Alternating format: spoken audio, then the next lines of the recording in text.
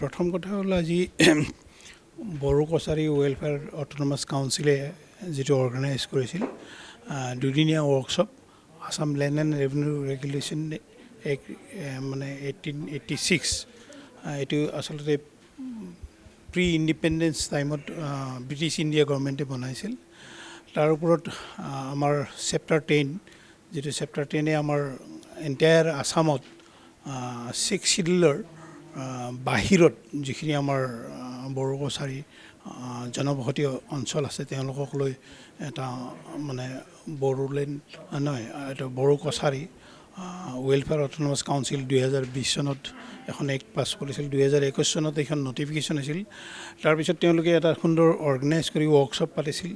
তাৰ ওপৰত এটা সমল ব্যক্তি হিচাপে মই Apurba Kumar Nath retired assistant inspector general revenue registration department government of Assam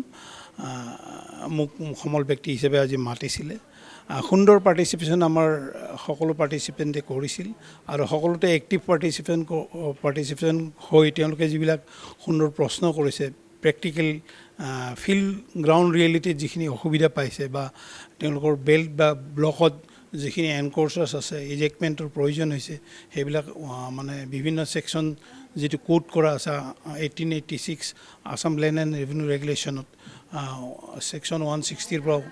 section 170 লৈকে 171 লৈকে সেইখিনি আমি বিশদভাৱে আলোচনা কৰিছোঁ তাৰোপৰি আইনৰ কিছুমান দিশ আমি আলোচনা কৰিব লগা হৈছে প্ৰেক্টিকেল দিশ যিখিনি পাৰ্টিচিপেণ্টৰ অতি আগ্ৰহ তেওঁলোকৰ ইণ্ডিভিজুৱেল ইণ্টাৰেষ্টেই নহয় ছ'চিঅ' ইকনমিক ডেভেলপমেণ্টৰ কাৰণে ট্ৰাইবেল বেল্ট এণ্ড ব্লকত তেওঁলোকে যিখিনি সমস্যা পাইছে সেইখিনি সমস্যাটো ইণ্টাৰৰিয়েক্ট কৰাৰ কাৰণে মই যথেষ্ট সমল ব্যক্তি হিচাপে সুখী আৰু এই গোটেই অনুষ্ঠানটোত আমাৰ অৰ্গেনাইজ কৰিছিল তেখেতলোকৰ চেয়াৰমেন ডক্টৰ মৰাঙৰ পৌৰাহিত্যত আমাৰ ডক্টৰ মৰাঙৰ পৌৰাহিত্যত অনিল বসুমতাৰী তেখেত অধ্যক্ষ মহোদয় আৰু তেখেতেও যথেষ্ট পাৰ্টিচিপেশ্যন কৰিছে গোটেই অনুষ্ঠানখনতে তেওঁ থাকি সুন্দৰভাৱে ছাপোৰ্ট কৰিছে আৰু সমল ব্যক্তি হিচাপে মই যথেষ্ট সুখী এনেকুৱা এখন অনুষ্ঠানত পাৰ্টিচিপেট কৰিব পাৰি আমি জনা জ্ঞানখিনি আমি তেওঁলোকৰ মাজত বিস্তাৰিত ৰূপত মানে দিবলৈ আৰু তেওঁলোকেও ইণ্টাৰেক্ট কৰি সুন্দৰকৈ এইটো পাৰ্টিচিপেট কৰি ছাকচেছফুল কৰাৰ কাৰণে বহুত ধন্যবাদ কৰিছোঁ এইটো সজাগ নহয় বুলি আমি ক'ব নোৱাৰোঁ আজি যিটো পাৰ্টিচিপেশ্যন এইটো সজাগ হৈছে যথেষ্ট কিন্তু তথাপিও আমি সজাগৰ বেছি প্ৰয়োজন আছে আমি যিখিনি ইনষ্টিটিউশ্যন আছে মানে 6 শিডিউল এৰিয়াত হয়তো BTCয়ে কওক বা কাৰ্বি আংলং অট'নমাছ কাউন্সিলে কওক বা ডিমা হাছাও অট'নমাছ কাউন্সিলে কওক বা আমাৰ যিটো BTCৰ লগতে এইটো অনুষ্ঠান গঢ়ি উঠিছে এওঁলোকে যদি এৱাৰনেছ স্কিম কৰে মাজে মাজে আমি এৱাৰনেছ স্কিম কৰিব লাগে স্কিম ল'ব লাগে প্ৰজেক্ট ল'ব লাগে যাতে আমি সেই যিবিলাক বেল্ট এণ্ড ব্লকত আমি মানুহখিনি কনচিয়াছ কৰিব পাৰোঁ পাব্লিক ছাৰ্ভেণ্ট হিচাপে গভৰ্ণমেণ্টে কৰিবই পাব্লিক ছাৰ্ভেণ্ট হিচাপে ডেপুটি কমিশ্যনাৰ বা ডিষ্ট্ৰিক্ট কালেক্টৰে বা ৰেভিনিউ ADCজনে বা কনচাৰ্ণ চাৰ্কেল অফিচাৰজনে বা কনচাৰ্ণ লেণ্ড ৰেকৰ্ড ষ্টাফে যিবিলাক কৰিছে কিন্তু এইবিলাকৰ কমপ্লিট মনিটৰিং ছিষ্টেমটো ভেৰি পুৰ যাৰ ফলত আমি ইজেক্টমেণ্টেড প্ৰচেছলৈকে গৈছোঁ ইজেক্টমেণ্ট মানে আমি ইভিকশ্যনৰ প্ৰচেছলৈকে যাব লগা হৈছে যাৰ ফলত কিছুমান অচিনাকি মানুহৰ কাৰণে এটা বসতি প্ৰধান যিবিলাক বেল্ট নটিফাইড বেল্ট ব্লকত মানুহখিনি আহি পৰিছে এই মানুহখিনিক আমি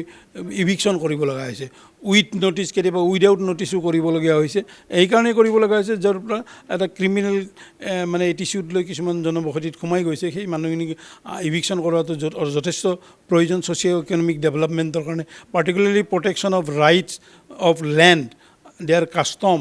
ইউনিটি আৰু ইণ্টিগ্ৰিটিৰ লগতে আমি যিখিনি ইউজেজ আছে কাষ্টমাৰী ৰুলছ আছে কাষ্টমাৰী নীতি নিয়ম আছে এথিক্স আছে সেইখিনি আমি ৰক্ষণাবেক্ষণ দিবই লাগিব সেইকাৰণে আমি যথেষ্ট এৱাৰনেছ প্ৰগ্ৰেমটো আমি কৰিব লাগিব আৰু মনিটৰিং এজেঞ্চি এটা বনাব লাগে প্ৰতিটো গভৰ্ণমেণ্ট ইনষ্টিটিউশ্যনৰ আণ্ডাৰত যাতে ক্ল'জলি আমি মনিটৰ কৰিব পাৰোঁ যাতে প্ৰব্লেমটো আমি নজৰত ৰাখিব পাৰোঁ ৰেভিনিউ অফিচাৰখিনি এটলিষ্ট 6 মান্থৰ ভিতৰত আমি প্ৰতিটো অঞ্চল যিটো লেণ্ড আমি বেল্ট এণ্ড ব্লকত ৰাখিছোঁ যাতে কোনো এনক'ৰ্চাৰ্ছ আহিব নোৱাৰে